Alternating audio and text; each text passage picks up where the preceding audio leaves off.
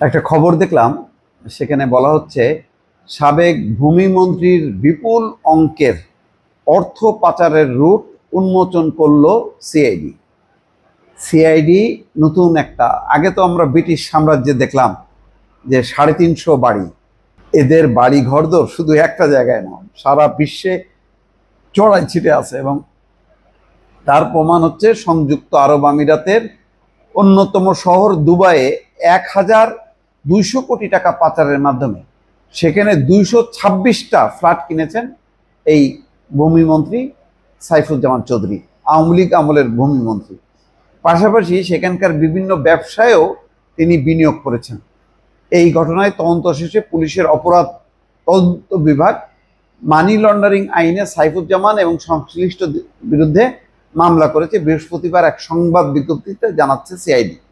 সেখানে বলা হচ্ছে, পুলিশের বিশেষ সুপার জসিমউদ্দিন খান বলছেন, প্রাথমিক অনুসন্ধানে দুবাইয়ে বিপুল অঙ্কের অর্থ পাচারের প্রমাণ মিলেছে।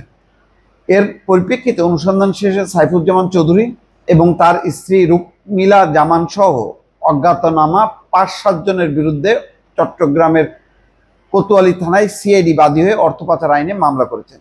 2014 সালের 12 জানুয়ারি থেকে পর্যায়ক্রমে ভূমি মন্ত্রণালয়ের প্রতিমন্ত্রী এবং মন্ত্রীর দায়িত্ব পালন করেন সাইফুজ্জামান চৌধুরী। এছাড়া তিনি ইউনাইটেড ব্যাংকের নির্বাহী কমিটির চেয়ারম্যান ছিলেন। শিল্প প্রতিষ্ঠান আরামিট গ্রুপের চেয়ারম্যান হিসেবে তিনি দায়িত্ব পালন করেন। Chittagong chamber and commerce industry 3বারের সভাপতি ছিল এই সাইফুজ্জামান চৌধুরী। সিআইডি বলছে যে 2016 থেকে 2023 সাল পর্যন্ত সংযুক্ত আরব আমিরাতের Al Barsha South third, Barsha South, Barsha South fourth, Thanyah fourth, Thanyah fifth, এরকম বিভিন্ন জায়গায় 226টি ফ্ল্যাট কিনেছেন সাইফুজ্জামান চৌধুরী। এসব ফ্ল্যাটের দাম 33,56,57,168 দিরহাম।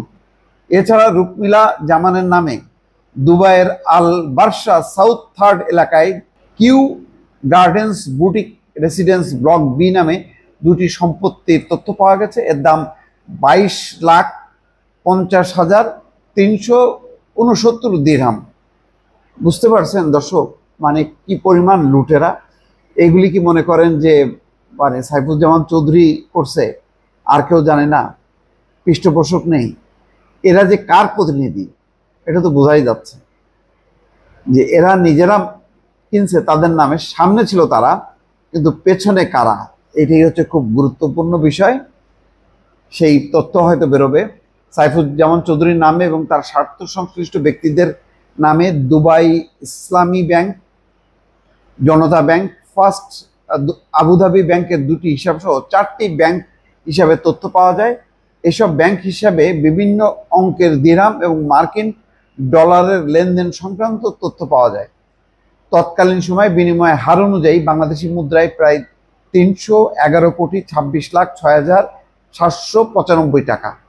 বাংলাদেশ ব্যাংক থেকে প্রাপ্ত তথ্যে জানা যায়, বিদেশে কোম্পানি নিবন্ধন, বিনিয়োগ, সম্পত্তি অর্জনের জন্য সাইফুজ্জামান চৌধুরীর অনুকূলে সরকারের পক্ষ থেকে কোনো অনুমতি দেওয়া হয়নি। অর্থাৎ বাংলাদেশ ব্যাংকের মানে অনুমতি নিয়ে এই মানে সম্পদ সে পাচার করছে বা সেখানে ট্রান্সফার করছে, এই ধরনের কোনো নথি নেই। এভাবে তিনি বিদেশের সম্পত্তি ক্রয়, কোম্পানি নিবন্ধন এবং ব্যাংক হিসেবে অর্থ জমা করার মাধ্যমে প্রায় 1200 কোটি টাকা সংযুক্ত আরব আমিরাতে পাচার করেছেন, যা মানি লন্ডারিং প্রতিরোধ আইন অনুযায়ী শাস্তিযোগ্য অপরাধ। এদের আসলে শাস্তি সম্ভব কিনা, এটাই হলো বিষয়। এখন এই সম্পত্তিগুলো বাজেয়াপ্ত করা, দেশে আনা, এটা সরকারের জন্য একটা বড় চ্যালেঞ্জ। তারপরেও তো এগুলো চাপাই ছিল, এখন আস্তে আস্তে উন্মোচিত হচ্ছে। দর্শক ভালো থাকবেন, আল্লাহ হাফেজ।